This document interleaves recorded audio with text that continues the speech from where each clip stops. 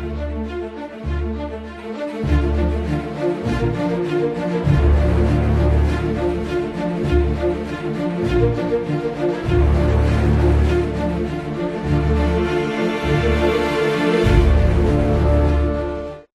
everyone, welcome to another issue, or another rendition, whatever you want to call it, of The Comic Zone. As usual, I am your host Chriz, aka The Mole, and my guest for this month, February, is Marcus Shadow. Yo. And we're going to be discussing bad comic book adaptations. And since I say comic book, I will exclude some of the manga stuff, which means, unfortunately, Dragon Ball Evolution is safe right now. But everyone knows it's shit. Yeah, everyone knows it's shit, but it's excused from this, or from looking at it like this. But let's start off with comic adaptations we don't like the most. Like, let's go with, like, I don't know, 2 movie ones and 2 TV ones. And I'll let you kick us off, Marcus, with your 2 film and TV bad adaptations. Does Batman and Robin count? That would count. You may count that if you want to. That movie was terrible. That movie was so bad. Oh my god. And let's see. Oh, what would another one be? Judge Dredd. Yeah. Stallone, just no. Law. Put the helmet on. He's supposed to wear a helmet. You're not supposed to see his face. And you're not that pretty to look at either. TV. Let me think about that one. Why don't you go on to your 2 movies? Let me think about TV. Yeah. Okay. Movies, if I'm going to have to go bad, first of all, it's obvious this one's really a given, but I'm going to go with Catwoman. Oh, yeah. You can't do a Batman thing like Catwoman without Batman. Retelling it to make it the Crow, and it's like, yeah, what the fuck? Disagree with that one. But the next one I'd have to go, if I'm going bad comic book adaptations or something like that, I'm probably going to go with, I don't know if this will count or not, but let's go with Turtles in Time.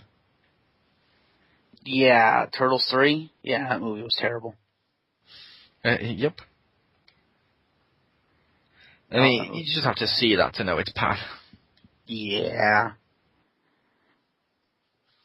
Yeah, everything about that movie was bad. I mean, the concept was interesting and probably would have worked in, like, a cartoon, but for a live-action movie, no. Yep.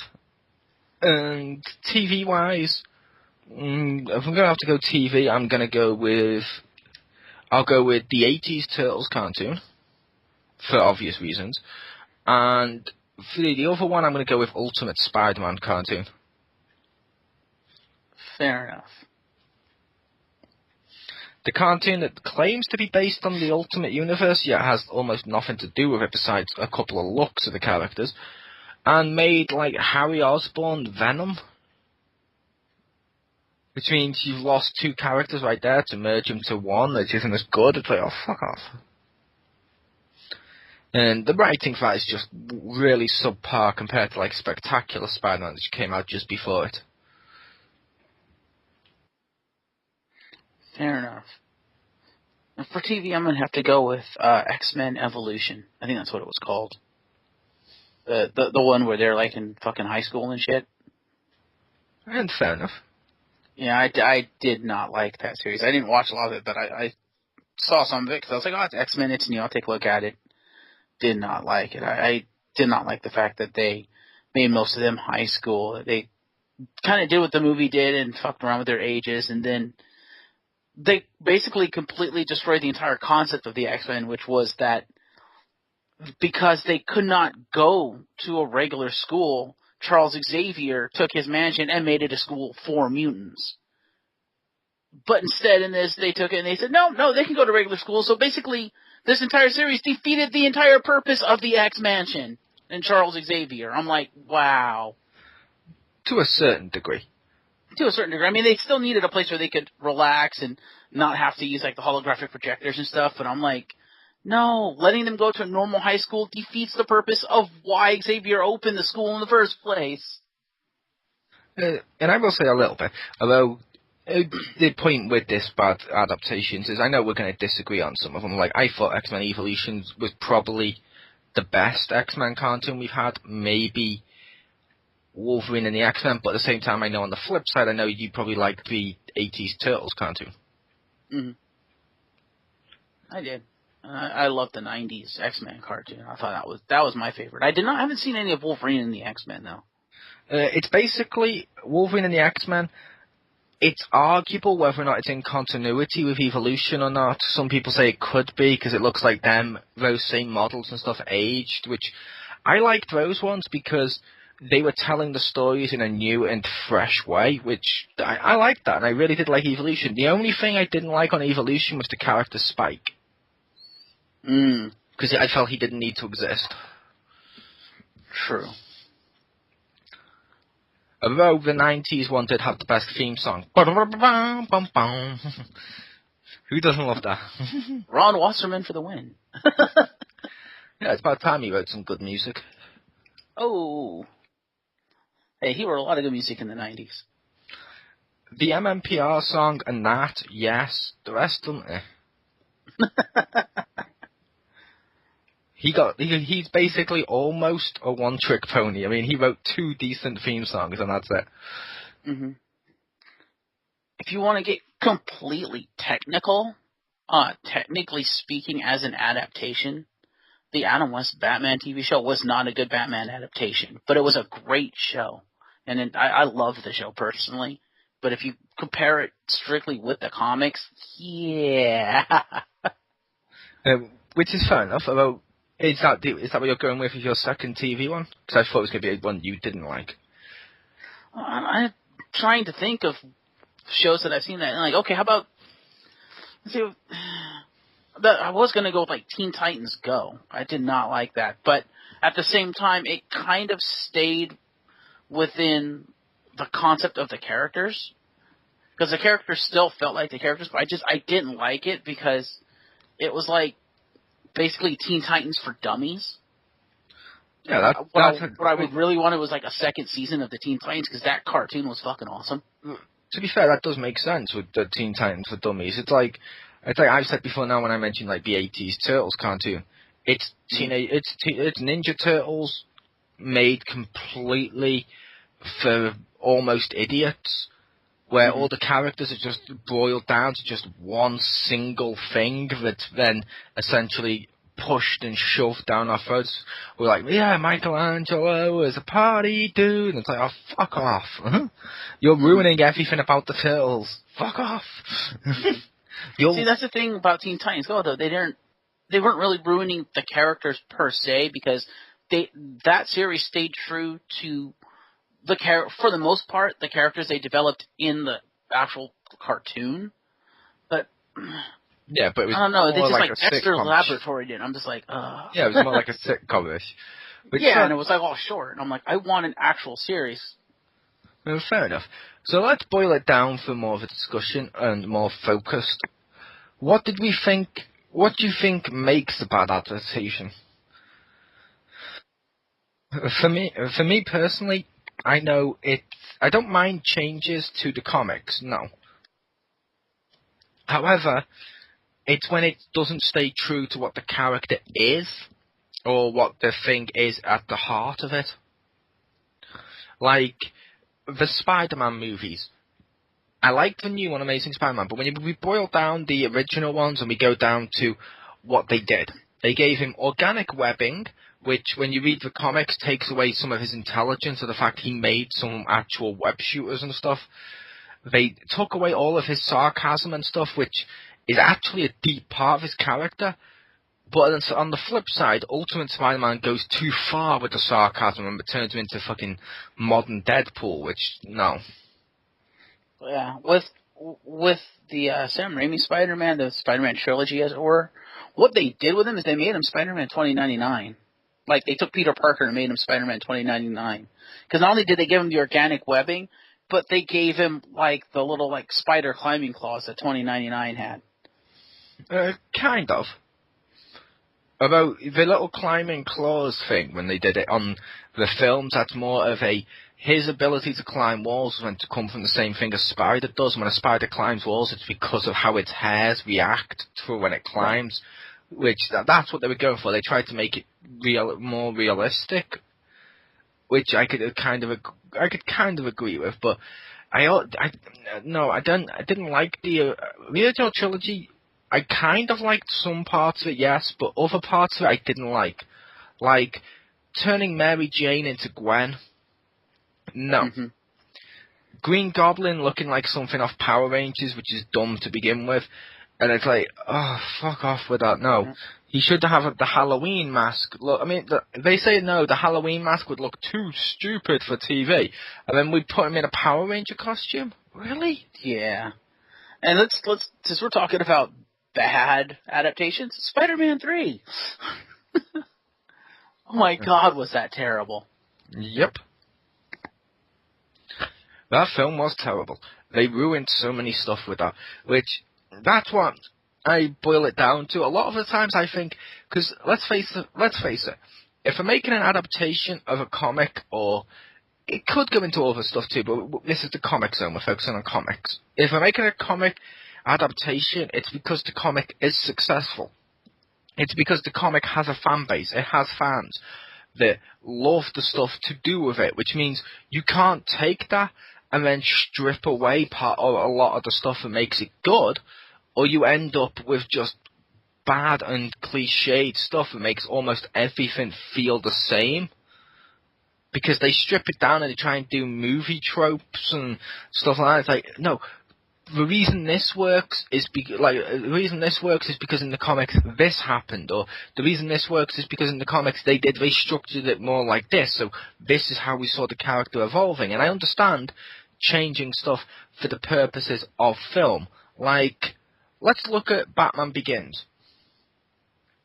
They took Batman Begins, and they stripped away the detective part of Batman, which I disagreed with, but they stripped away a load of the stuff to do with Batman, made it more realistic and stuff, but at the same time, they still managed to keep at least the spirit or the heart of what the character was, in some regard at least. They managed to keep most of what the character was without the detective part, but they kept enough of it that when you look at it, you're like, okay, I can... As a comic fan or as someone that likes the character, I can identify that this is my character. It's just a slightly different version. Whereas you go over to other stuff like, I'm going to say Superman Returns, which some people may disagree with, and they turn him into a deadbeat dad that wants to say, oh, look, you came along, the guy who looks exactly like Cyclops. You came along and you were like, oh, you've raised my son for years, but... fuck off, I'm his biological daddy, which is really fucking counterintuitive, or whatever you want to say, to Superman as a whole as well, because he was raised by foster parents. He understands better than anyone that the people that raise you have more say in your life than your biological dad. He's done this before, where he's like, fuck what Jor-El says, the Kents tell me to do this. This is what's right. I like the Kents.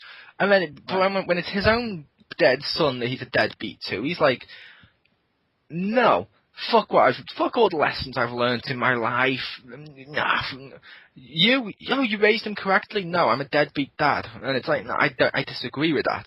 That was one of the changes that made that film bad, in my opinion. It wasn't the only thing that made it bad.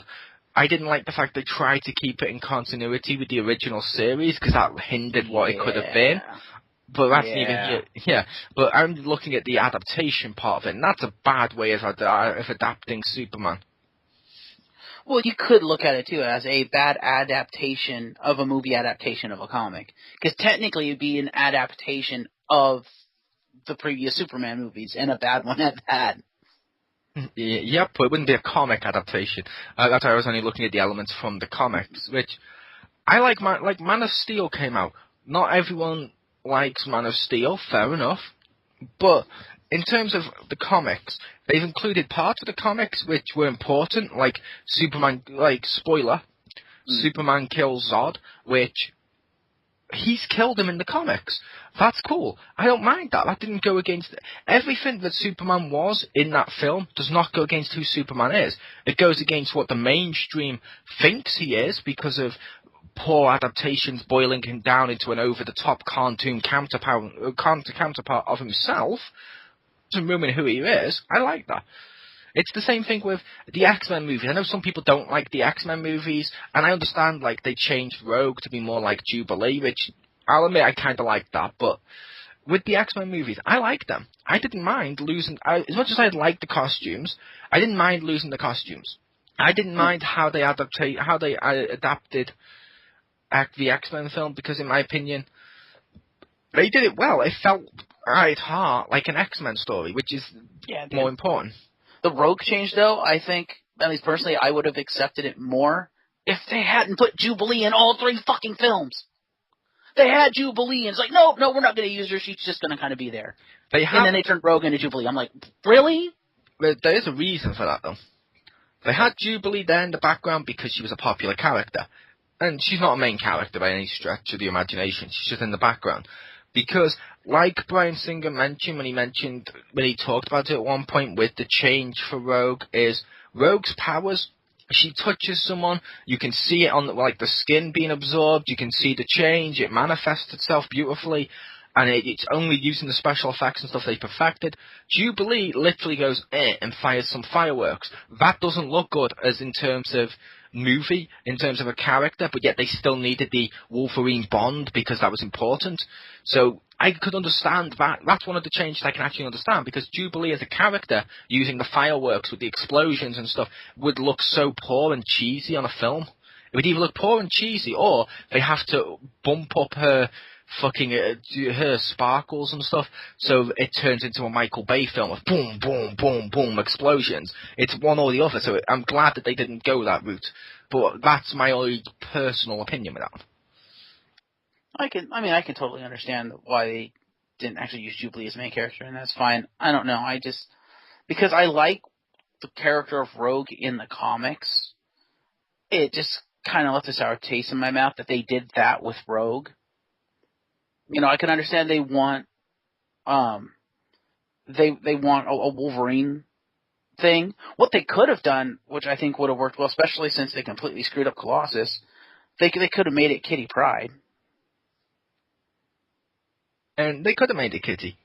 I think that would have made more sense than Rogue, personally. I think the only reason they didn't do it as Kitty is because at the time, like, you'll notice they had a phase through stuff, and they had someone who's meant to be Kitty, and they changed the actress, but we can get over that.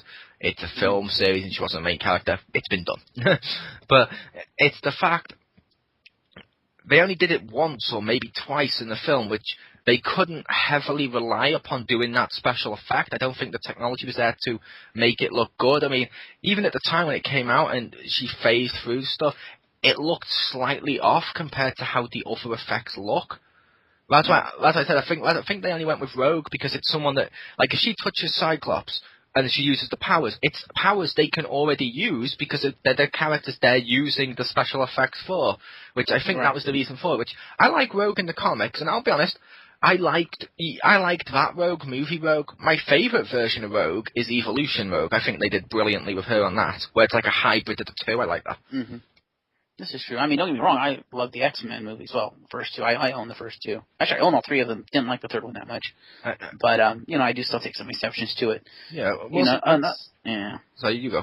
I was going to say another one was Storm. Now, don't get me wrong, Halle Berry did a pretty good job as Storm. She did a really good job as Storm. She did a really good job with what she was given. I kind of disagreed with how she was portrayed in terms of, like, the writing and stuff. Because I'm like, I think it's in the second one where they're, like, being hunted down by the planes and stuff. It's like Storm conjures tornadoes and stuff, and I'm like, no, if it was really Storm, she would have jumped out the back of the Blackbird, hovered in the air, and shot fucking lightning at the planes. Except for the problem with that one would be, if you noticed, all the characters were really nerfed to what they were in the comics, so it didn't seem too over the top and huge, and therefore there could be more risks involved. Because look at, as horrible as they did, look at how bad they did Dark Phoenix.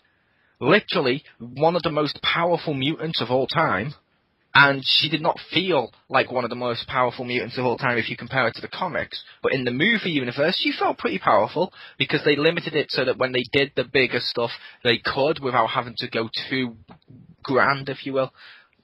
I know, but I mean, okay, well, in terms of the Dark Phoenix thing, it's because it's a different character, because in the movie they made it a secondary evolution of Jean Grey, which, fair enough, and, if you're going to make it a secondary evolution, fair enough, it would make sense to not make it as powerful as an interdimensional being with cosmic powers. Hello.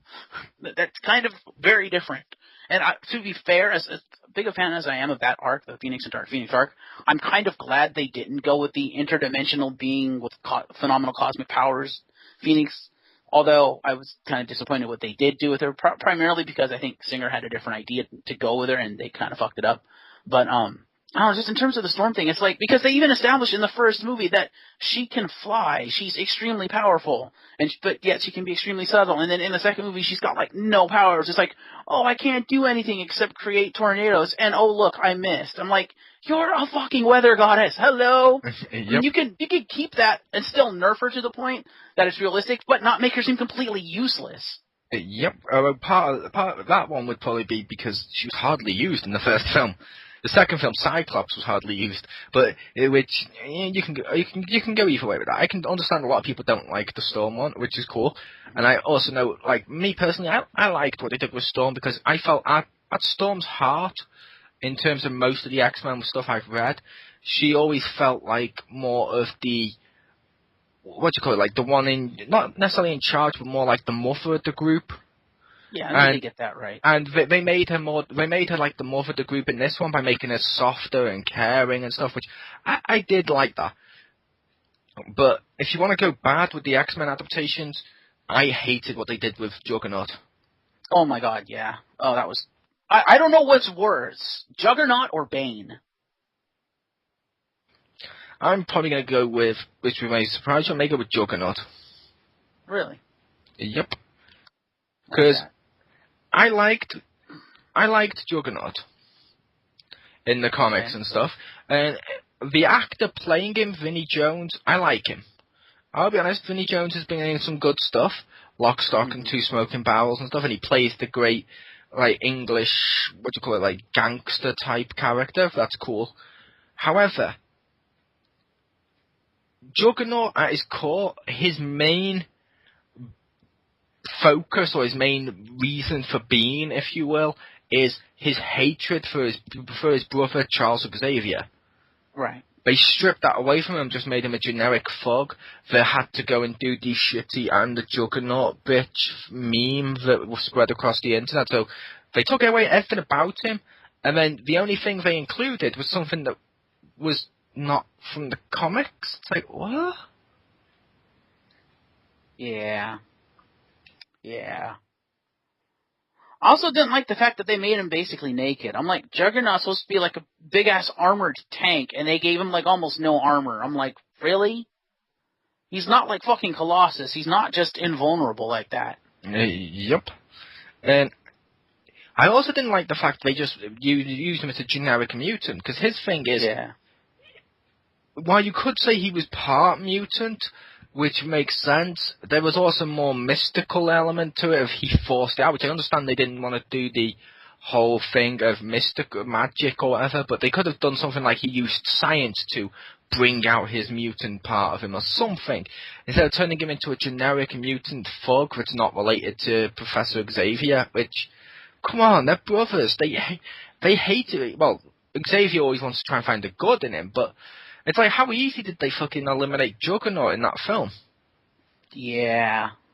The guy that's literally, like, unstoppable. He's the unstoppable Juggernaut. He runs through shit, and the only way they can take him out in the comics is you have to get his helmet off him and use psychic blasts and shit like they normally do. This one, yeah, they took him out like fuck.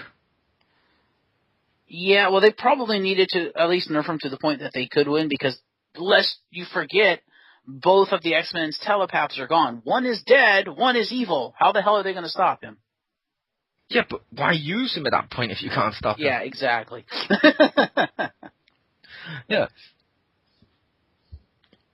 Now, I will say, a change I liked in those films, and not for the sexism part, I liked the change they did for Mystique, where they made her naked. Yeah. And that was an awesome look for her. And not because I was like, yeah, I get to see her naked, yeah. I did the change. I liked the change of her being naked because I felt that while they were going for more realism, it makes sense because her power is she can change shapes. So why does her clothes always change? Yeah. So making it so her when she transforms, it's part of her. So when she gets the different clothes and shit, it's just part of her body. That works a lot more than her clothes change because it suits the script. Hmm? Yeah, I can agree with that. I kind of also dig the more organic look they gave her to make her look more like a chameleon. Yep. Which I thought was a nice touch. Like they gave her like the chameleon eyes and stuff. Which I was like, I kind of like that touch. Yeah, which I'll say the X-Men films are a mixed bag when it comes to comic adaptations. The first two did it pretty well and respectfully. The other ones seem to throw characters in there just for the sake of having them in there. Admittedly, the Wolverine didn't, but Wolverine Origins did. Like, I can't tell you how unbelievably disappointed I was at what we got for Gambit. Yeah. Because I'm one of those people, I'll admit, I like Gambit. I love Gambit, and that's what we got? Yeah. Well, I'm going to be honest, that's one of the reasons I did not like what they did with Rogue, because I'm a huge fan of the Gambit-Rogue relationship, and I love the 90s X-Men, where that relationship is one of the core parts of the X-Men team. And then the fact that they basically made Rogue young, made her basically want to bone Wolverine, and then not even introduce Gambit, I was like, fuck off. Yep, which I'm going to say, which may surprise people, I had no... Like I said, I liked Rogue in the movie. I wouldn't have had a problem if they did what the new Ninja Turtles show did. What's that? They made April younger, which at first I didn't like it. It's grown on me. I like it now, and I'm a lot more respectful of it. I'm like, cool, I actually kind of like that. A lot better than what the fuck they did with the, oh look, she's a reporter crap from the 80s shit. But it was, I like that. And what they've done with Casey is when they brought in Casey Jones, because you need the A4 Casey relationship, they've made him younger, so he's the same age. They could have easily made Gambit a young student, the same age as Rogue, similar type of character as what he was. Like, because let's face it, Pyro was pretty much what the Gambit character kind of could have been as a kid, if that makes sense. Just tweaked it a bit, which they could have done that route, and you would have had Gambit Rogue, and I would have accepted that. Yeah, they should have used Gambit instead of Iceman. I also didn't like the fact that they made Iceman young. I'm like, like you said, I'm okay with them changing some things, but when you take one of the core X-Men and make him half the age he's supposed to be, I'm like, no, just no. That'd be like taking Jean Grey and making her a teenager in the movie. It just wouldn't work unless you're going like Origins. Now, if they'd taken Gambit and put him in the Bobby Drake role, yeah, I would have been okay with that. See, I partly didn't mind the Iceman. The Iceman one, I could understand people not liking it. The only problem I had was I was like, oh, come on, when are we going to see him use his whole body as ice? And I'll admit, when we finally did in X-Men 3, as much as that film's bad, that was one of those moments of bravo. Bravo. I fucking love it when he turns to ice. I was like, yes, we've had the build-up. We've seen him come to this. Oh my god, that makes me like that character a lot more than what they could have done. And I was like, yes, I kind of like that, which is bad because that film's so bad, people will overlook that scene. Yeah, that fight was the best part of the movie, I think, Iceman v. Pyro, because they not only did Iceman get his icing, but they also gave Pyro, like, the flame generators on his arms and stuff. They actually turned him into Pyro, which I liked. I was like, yes, he's Pyro now. And I will also say with Pyro, that was a change from the comics, with the fact they lost, like, Pyro to me has always had, like, he's meant to have, like, more of a rougher edge or more of a foreignness to him. Like, I believe in some adaptations he's been Australian or Cockney and stuff, which works. And they didn't do that, which is fair enough. However, at his core, he was still the arrogant jerk at some point, or he was still had that element to him. And I'm sorry, the Pyro story is one of the most interesting parts of the X-Men story, with him slowly turning evil. And I love the bit with Magneto, and you see like Mystique looking like, I see what you've done here. When you can see where he's turning, and Magneto giving him the advice and stuff, it's like, oh god, that's so beautiful. Yeah, they had to soften Pyro a little bit, and I agree with it, because they made him a foil to Iceman, which worked very well. Anyway, this has become more of a discussion on the X-Men movie.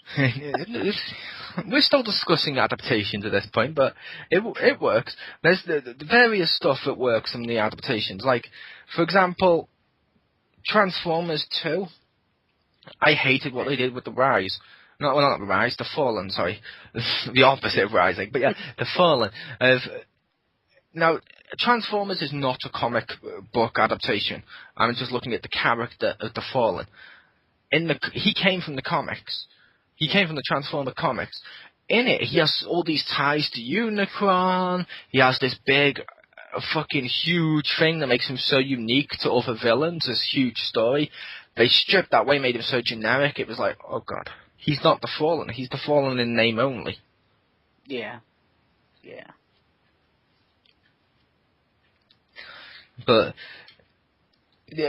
some of the bad adaptations, I think, as well, is when they try to make it too cliche to a certain genre.